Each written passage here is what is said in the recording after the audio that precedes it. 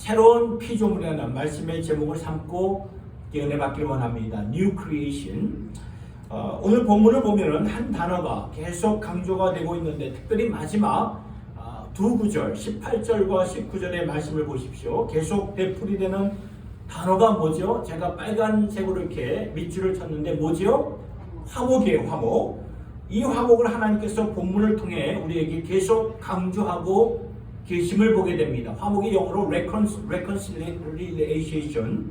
그래서 여러분, 그 이유는, 이 화목을 강조하시는 그 이유는 이 세상이 죄로 말미암아 분열이 되었기 때문이에요.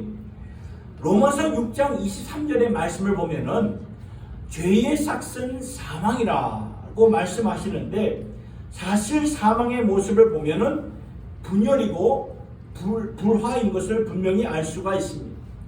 여러분, 죄가 인류에게 들어왔을 때 무슨 일이 벌어졌나요? 첫 인류의 조상이었던 그 아담과 하와가 부부가 아니었습니까? 이 부부가 서로 불신하고 불화가 되고 맙니다.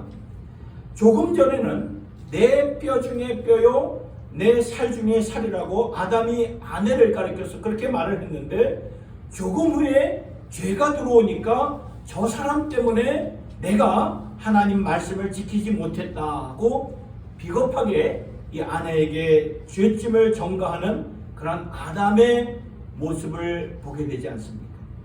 그렇기 때문에 죄의 모습은 이게 separation, 분열이라는 거예요. 갈라지는 거예요. 그리고 가장 치명적인 분열은 무엇인가 보니까 하나님과의 분열을 보게 됩니다. 아담과 하와를 보니까 하나님과 동행했던 그들이 죄로 말미암아 어떻게 되죠? 하나님의 낯을 피하여 숨었고, 또 가인, 그 아담과 하와를 통해서 낳은 자식들, 가인은 동생 아벨을 죽인 후에 하나님께 도리어 항의를 하면서 자기가 죽였으면 하나님 내가 잘못했습니다 이렇게 해야 되는데, 하나님 때문입니다, 당신 잘못입니다 이렇게 불평하면서 하나님의 품을 떠난 그러한 이 패역한 그런 모습을 보게 됩니다. 그러니까 죄라는 것은 이렇게 분열시키는 거죠. 또 계속 창세기의 말씀을 보니까 바벨탑 사건으로 온 인류가 죄악의 세대가 되었을 때 분열이 되고 맙니다. 서로 이해할 수 없는, 그 전까지는 하나의 언어를 가지고 참 이렇게 일을 했는데, 그 하나님의 품을 떠나니까 하나님이 그 다른 언어를 주시지 않았습니까? 그러니까 서로 이해할 수 없는 언어를 가지고 분열된 것이 죄악의 결과였던 거예요. 그래서 죄의 결과가 분열이라면 하나님께서는 죄로 망가진 오늘의 이 세상을 고쳐주시기 위해서 이 땅에 오신 것 중에 하나가, 하신 것 중에 하나가 화목을 이루신 것이었던 거예요. 그래서 오늘 말씀에서도 하나님은 당신을 떠난 백성들과 화목하기를 원하신다, 화목을 강조하고 있는 것을 우리가 볼 수 있어야 되는 거예요. 자, 그러면 이 말씀을 통해 하나님께서는 화목을 어떻게 이루어 가시는가? 죄로 말미암아 망가지고 분열된 이 세상에 화목이라는 당신의 은혜를 어떻게, 무슨 방법으로 이루어 가시는가? 세 가지를 보게 되는데요. 첫째는 하나님은 그리스도로 말미암아 우리를 자신과 화목하게 하셨다는 거예요. 오늘 본문 18절의 말씀을 보십시오. 18절의 말씀을 보면 그리스도로 말미암아 우리를 자기와 화목하게 하시고 예수 그리스도가 중개자 역할을 하셨다는 거죠. 여러분, 우리가 이렇게 살다 보면 사람들과의 관계에서도 오해가 오해를 낳고 관계가 꼬이기 시작하면은 누군가는 중개자 역할을 해 주어야 그 관계가 풀어져요. 꼬인 상태에서 다가가는 것이 너무나 힘들기 때문에 누군가는 중개자, 이게 중간 역할을 해 주어야 만날 수가 있고, 만나서 오해를 풀 수가 있고, 그리고 마음까지 치료를 받게 되는 거예요. 우리가 다 이거 경험한 그런 바가 아닙니까? 이처럼 하나님과도 마찬가지예요. 우리는 원래 하나님과 어떤 관계에서 원수지간이었어요. 원수였다고 성경은 말씀하고 있어요. 왜 그럴까요? 죄 때문에. 죄. 하나님은 거룩하신 하나님, 우리는 죄인이에요. We are sin이에요. 하나님은 거룩하시고 우리는 죄인이에요. 죄인이 하나님과 어떻게 관계를, 정상적인 그러한 하나님과의 릴레이션십을 이룰 수 있겠습니까? 가질 수가 없죠. 그래서 하나님과 우리는 분열된 모습이 될 수밖에 없어요. 그런데 이 자리에 누가 오셨습니까? 예수님이 오셔서 우리를 하나님과 화목되게 만들어 주셨다는 거예요. 브릿지 역할을 해주셨다는 거죠. 그래서 14절 후반절을 보면은 한 사람이 누구를 가리키고 있습니까? 예수님을 가리켜요. 예수님이 모든 사람을 대신하여 죽었은즉 모든 사람이 죽은 것이다. 예수님이 모든 사람을 대신하여 대신 죽으셨어요. 이것을 갈라디아서 갈라티안 챕터 3 verse 13에서는 다음과 같이 설명해 주고 있습니다. 그리스도께서 우리를 위하여 저주를 받은 바 되사, 그렇죠? 저주를 받으셨어요. 율법의 저주에서 우리를 속량하셨으니 기록된 바 나무에 달린 자마다 저주 아래 있는 자라 하였습니다.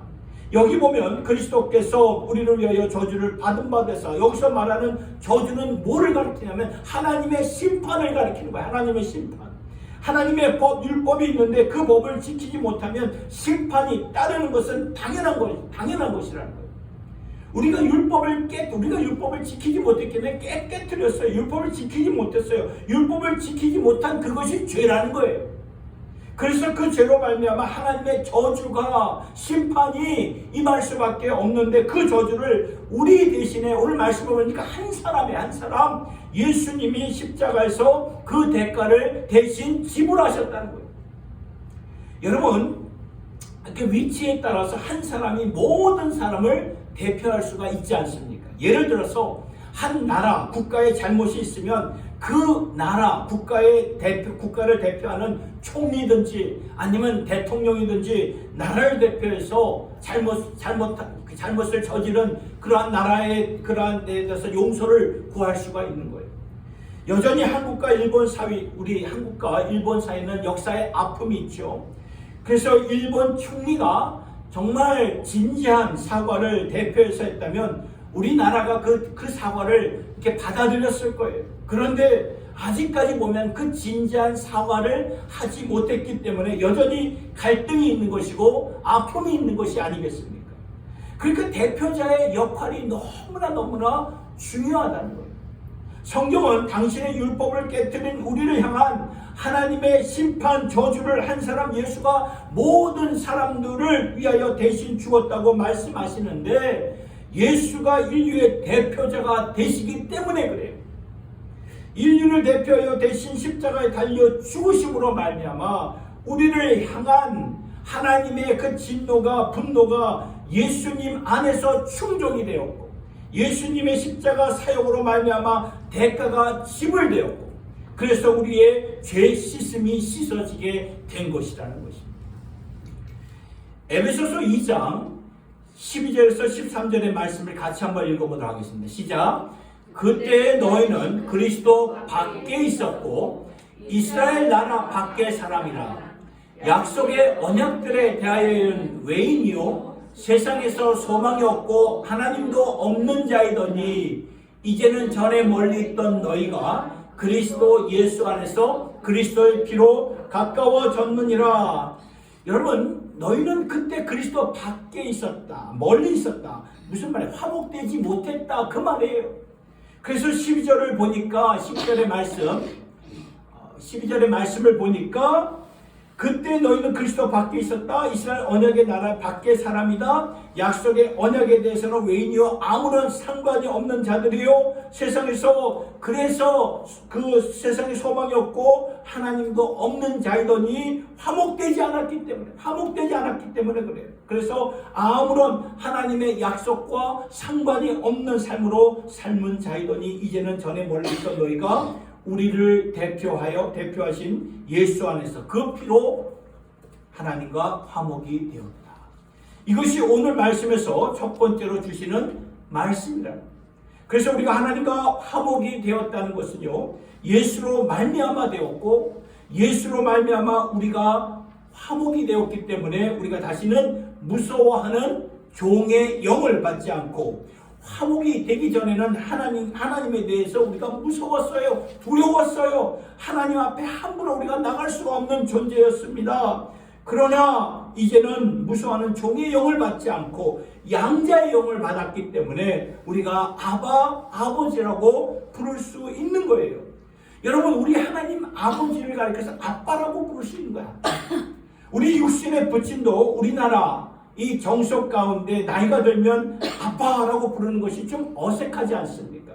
그러나 하나님을 가리켜서 아빠, 이 아버지라고 부를 수 있는 것은 화목 때문이에요. 거리감이 없어졌다는 거죠.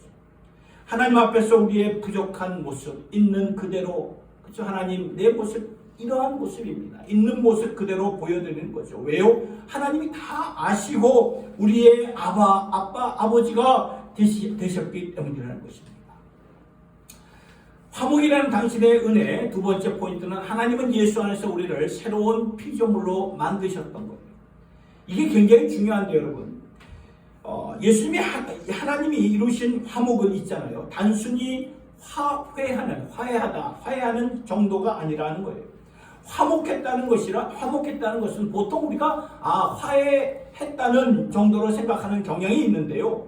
그런데 하나님이 오늘 우리에게 주시는 말씀은 겉으로 화해하는 데서 끝나는 것이 아니라 우리를 예수 안에서 새로운 피조물로 만들어 주셔서 깊은 우리의 심령의 관계를 이제 회복해 주셨다고 말씀해 주시는 것입니다. 그래서 고린도후서 5장 17절의 말씀을 보니까 그런즉 누구든지 그리스도 안에 있으면 새로운 피조물이라 이전 것은 지나갔으니 보라 새 것이 되었도다. 여러분, 저는 이 말씀을 읽으면은 복음성가가 떠오르지 않아요. 우리가 아까 부른 찬송가, 우리 찬양 있지 않습니까? 시작할 때 예배 드릴 때 해 아래 새 것이 없나니 이 죄인 살리신 주, 보라 새롭게 된 이 피조물, 주의 놀라운 권능 찬양하세. 우리 주 오 주여 영광 받으소서. 새롭게 하소서, 새롭게 하소서, 늘 새롭게 하소서. 여러분, 이 찬양은 1980년대부터 굉장히 유명했던 그런 찬양이에요. 여러분 기억나시죠? 이 찬양을 누가 쓰셨는가 하면은 이종용 목사님이 이제 작사 작곡하셨는데 이분이 작사 작곡하셨어요. 근데 지금은 LA의 이 코너스톤 교회에서 사역을 감당하고 계시는데요. 근데 이분이 원래 인기 있는 가수였어요. 한국에서 1970년대 통기타 가수들이 전성기를 이루는 그러한 시대에 그 중에 한 사람이었던 이종용 가수였는데 그때 이분이 잘 불렀던, 잘 나갔던 노래 중에 하나가 난 참 바보처럼 살았군요. 저분이 그 노래를 부르신 거예요. 저 목사님이. 난 참 바보처럼 살았군요. 여러분 기억나시죠? 찬양은 기억이 안 나는데 작사자 난 참 바보처럼 살았군요. 그거는 기억나시죠? 근데 여러분, 이분이 1970년도에 대마초 사건으로 감옥에 들어가고 맙니다. 한참 인기 가수가 되었을 때 대마초가 뭐냐면 마약이죠, 마약. 이 마약 사건으로 감옥에 들어갔는데 이분이 거기서 예수님을 만나게 되죠. 그래서 예수님을 인격적으로 만나서 변화를 받게 됩니다. 그러면서 저 찬양을 써보여요. 해 아래 새 것이 없나니 이 죄인 살리신 주. 해 아래 모든 것은 똑같은 것이다. 이 세상 그렇게 살다가 죽지 못해서 살다가 그냥 지나가고 이런 식으로 계속 반복되는 해 아래 새 것이 없는 이 세상, 그런데 이 죄인을 사랑하시고 살려주셔서 나를 새로운 피조물로 만들어주신 하나님의 놀라운 권능 찬양하세. 오 주여 영광 받으소서. 새롭게 하소서, 새롭게 하소서, 늘 새롭게 하소서. 여러분, 만일에 예수님이 그분 감옥에 들어가셨는데 만약 그분이 예수님의 감옥에 찾아오셔서 그분을 어느 정도 죄를 씻어주시고 화해하는 정도로만 끝났다면 어떻게 됐을까? 다시 감옥에 나온 다음에 또다시 마약의 유혹이나 세상의 유혹에 충분히 끌려갈 수 있지 않겠습니까? 그러나 하나님이 이루신 그 감옥 안에서 이루신 그 화목은 그 정도가 아니었다는 거예요. 전에는 육신의 구습에 사로잡혀서 살았지만 이제는 나를 새롭게 하심으로 이제는 새로운 삶, 새로운 모습으로 하나님을 위해서 살 수 있는 사람이 되었다고 간증을 하셨던 거예요. 그리스도의 사랑이 자기를 감고 냈다고 말씀하는 거예요. 오늘 본문 14절의 말씀을 보세요. 그리스도의 사랑이 우리를 강권하시는도다. 우리가 생각하건대 한 사람이 모든 사람을 대신하여 죽었으니 모든 사람이 죽은 것이다. 이 말씀 굉장히 중요합니다. 한 사람 예수가 우리를 위해서 대신 죽었다는 것은 대표성이죠. 대표성 있는 주님이 죽으신 것은 우리도 예수님 안에서 다 죽었다는 그 말이에요. 그 이유가 무엇인가 보니까 15절의 말씀을 보니까 예수가 모든 사람을 대신하여 죽으심은 살아있는 자들로 하여금 다시는 그들 자신을 위하여 나를 위해서 살지 않고 오직 그들을 대신하여 죽었다 다시 살아나신 예수를 위하여 살게 하려 하십니다. 예수와 함께 죽은 이유는 예수와 함께 다시 살아서 다시는 옛 구습, 옛 모습에 젖어 사는 것이 아니라 주님을 위하여서 새로운 삶을 살 수 있도록 다시 살려주시는 것이라고 말씀하셨는데, 이 말씀이 갈라디아서 우리가 잘 아는 말씀 2장 20절에 명확하게 정확하게 우리에게 설명해 주시고 있는데, 같이 한번 읽어보도록 하겠습니다. 시작. 내가 그리스도와 함께 십자가에 못 박혔나니 그런즉 이제는 내가 사는 것이 아니요 오직 내 안에 그리스도께서 사시는 것이라. 이제 내가 육체 가운데 사는 것은 나를 사랑하사 나를 위하여 자기 자신을 버리신 하나님 아들을 믿는 믿음 안에서 사는 것이라. 아멘. 여러분, 내가 예수를 믿어 하나님의 백성이 되었다는 것은 무엇을 의미하는 것입니까? 이 말은 내가 예수와 함께 십자가에 못 박혀 죽었다는 것을 말해주는 거예요. 나의 원래 모습이 죽었다는 거예요. 이것은 성경의 명확한 가르침입니다. 예수와 함께 나도 십자가에 못 박혀 죽었다. 그리고 이제 다시 사는 것은 내 안에 누가 사는 것이라고요? 예수가 사는 거예요. 예수가.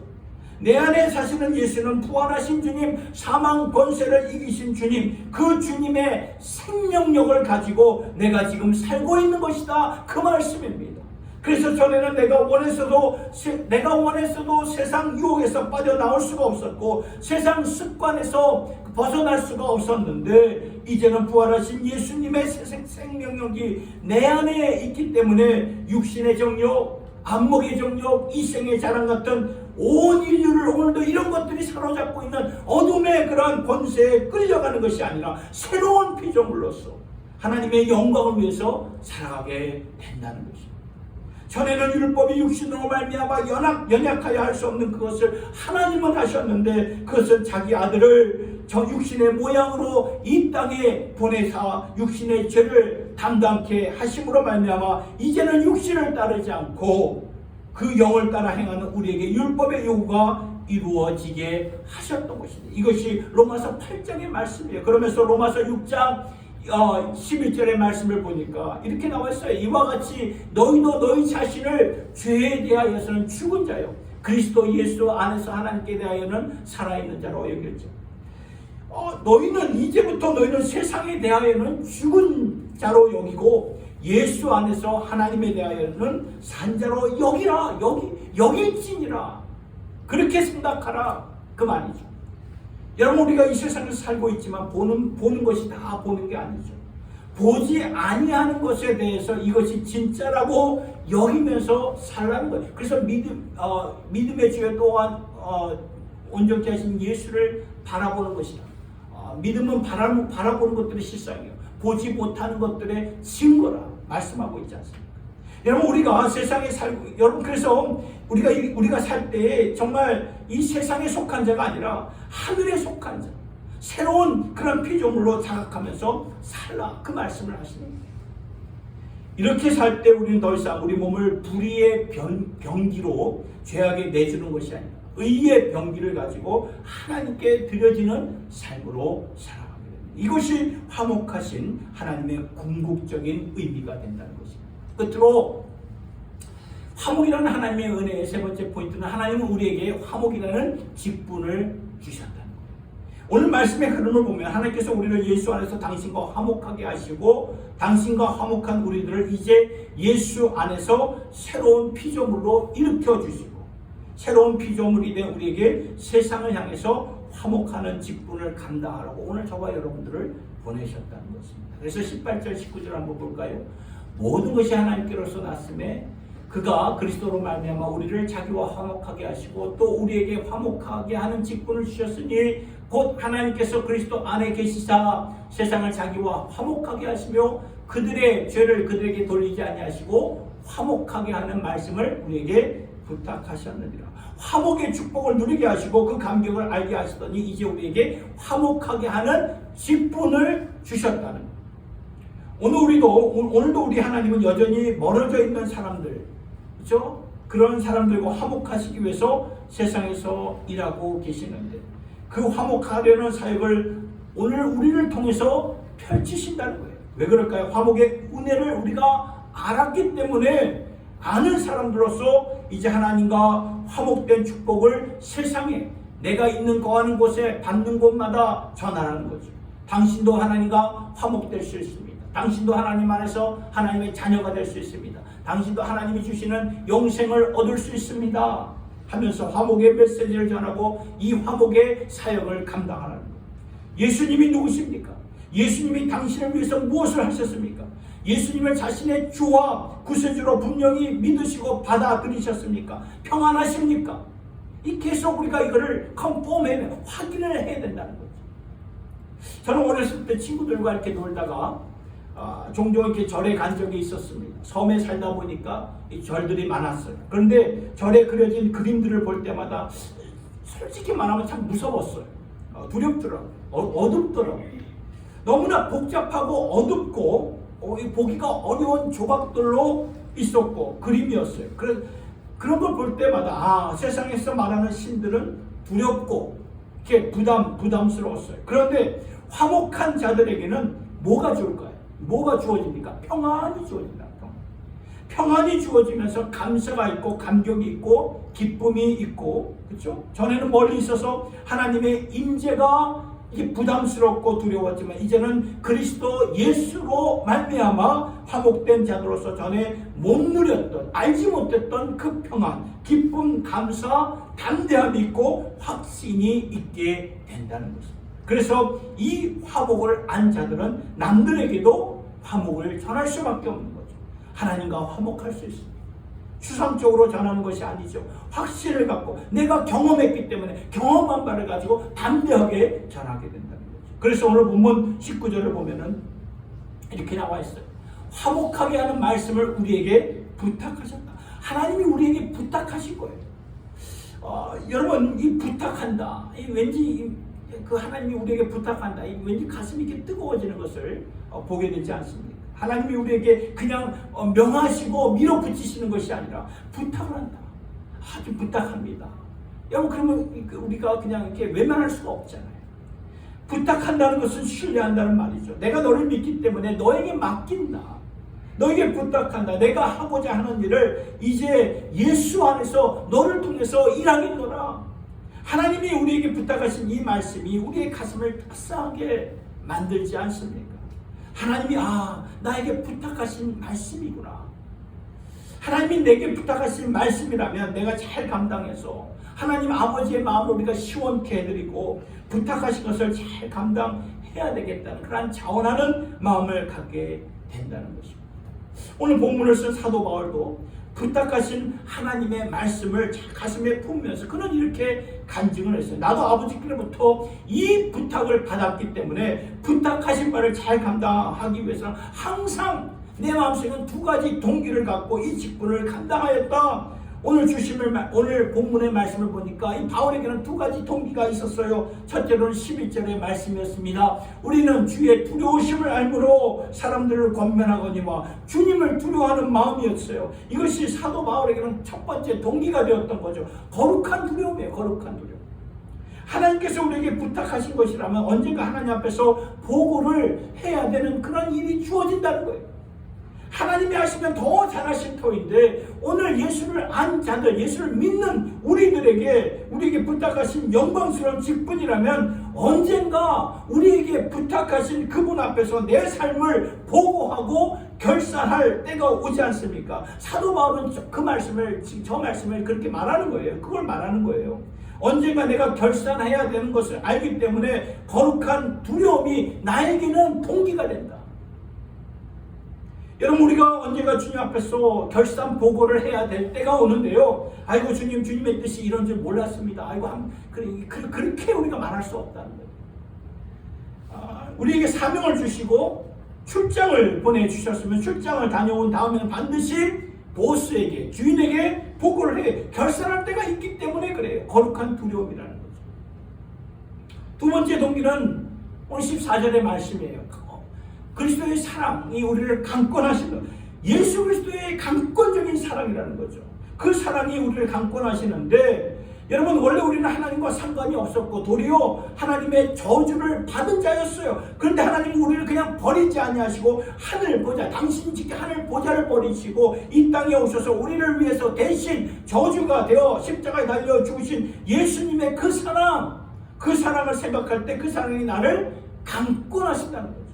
그래서 13절의 말씀을 보세요. 13절의 말씀을 보니까 우리가 만일 미쳤어도 하나님을 위한 것이요, 내가 미쳤어도 하나님을 향해 미쳤다. 여러분, 사도 바울이 무엇 때문에 미쳤다고 말씀을 합니까? 사랑 때문에. 누구의 사랑이요? 예수의 사랑이, 예수의 사랑.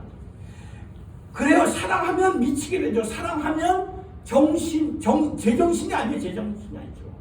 사랑하니까 저도 태평양을 건너가서 이렇게 사랑을 고백하게 되고요. 이 바울의 경우도 그 사랑이 그를 취하게 만들었어요. 여러분, 우리가 하나님께 이렇게 미치지 않으면 세상에 미치게 되어 있습니다. 이게 둘 중에 하나예요. 여기 중간지대 없습니다.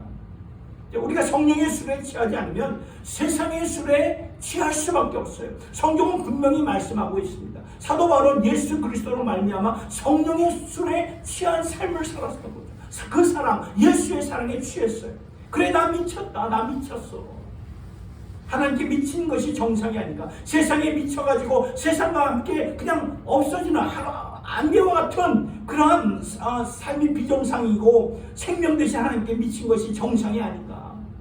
하나님께 미친 것이 정상이다 라고 바울은 고백하면서 그리스도의 사랑에 완전히 도취가 되었던 저 말씀을 우리가 보게 되지 않습니까? 이게 동기가 되는 거예요. 예수의 사랑을 바울은 알았기 때문에. 그래서 예수를 위해서 그냥 자기 자신의 그 홀 라이프를 바쳤던 거죠. 19세기에 옥스퍼드 대학에서, 영국의 옥스퍼드 대학에서 학생회장으로서 학생 성령 운동을 이끌었고, 나중에 이 중국 선교와 인도 선교의 이 문을 활짝 열었던 스터드 선교사님이 이런 말을 했어요. 그리스도가 하나님이신데 나를 위해 죽으셨다면 내가 그를 위해 희생하는 희생이 어찌 크다고 말할 수 있겠는가? 그렇죠. 예수가 하나님이신데 모든 영광 홀로 받으시기에 합당하신 분이신데, 그분이 나를 위해서 하나님의 저주, 하나님의 심판이 되셔서 저주를 대신 받으셔서 나를 위해 십자가에 달려 죽으셨다면, 이 사랑을 받은 내가 이 사랑에 완전히 도취된 자로서 어찌 주님을 위해서 희생한다는 것을 크다고 말할 수 있겠는가, 그 말이죠. 그렇습니다. 여러분, 동기는 두 가지, 아까 말씀드린 바와 같이 거룩한 두려움이고요, 그리스도의 강권적인 사랑이라는 것을 기억하시기 바랍니다. 우리도 있잖아요. 예수 안에서 하나님의 그 화목을 받았어요. 이거는 엄청난 축복입니다. 그런데 화목을 그냥 화해하는 정도로가 아니라 새로운 피조물, 뉴 크리에이션으로 하나님께서 우리를 새롭게 만들어 주셨어요. 전에는 하나님의 율법을 따를 수도 없었던 우리가 이제는 하나님의 그 의의 병기로 말미암아 살 수 있는 하나님의 백성들이 되었다는 거예요. 그런 가운데 우리에게 당신의 거룩한 직분을 맡겨주셨죠. 지금도 세상과 화목하시다는 하나님의 그 간절하심, 하나님의 그 안타까움을 우리에게 주시면서 뭐라고 부탁하시죠. 부탁한다. 내가 너에게 부탁한다. 너에게 맡긴다. 그러면 우리가 주님의 부탁하신 말씀을 듣고 거룩한 부담감을 가져야 되지 않겠습니까? 언젠가 우리가 주님 앞에 서서 나의 삶을 결산할 때가 오는데, 그때 우리가 할 말을 갖고 가야 되지 않겠습니까? 그리고 무엇보다도 그리스도의 강권적인 사랑, 나를 사랑하사 십자가에 달려 내 대신 죽으신 그 하나님의 그 사랑, 그 측량할 수 없는 그 사랑을 가지고 주를 위하여서 살든지 죽든지 복음을 위하여서 새로운 피조물로 이 화목의 사역을 온전히 잘 감당하는 저와 여러분, 그러한 삶이 될 수 있기를 예수님의 이름으로 축원합니다. 기도하겠습니다. 하나님 아버지, 그때 우리는 그리스도 밖에 있었고 이스라엘 밖에 사람이었고 약속에 대하여는 외인이요 세상에서는 소망이 없고 하나님도 없던 우리들을 이제는 예수 안에서 그 피로 가깝게 하신 주의 말씀을 다시 한번 마음에 새겨봅니다. 감사합니다. 하나님, 우리를 당신과 화목하게 하시고 그리고 우리를 새로운 피조물로 일으켜 주시고 이제는 주를 위해 살 수 있는 의의 병기로 우리를 만들어 주셔서 화목의 직분을 주신 하나님 아버지 감사합니다.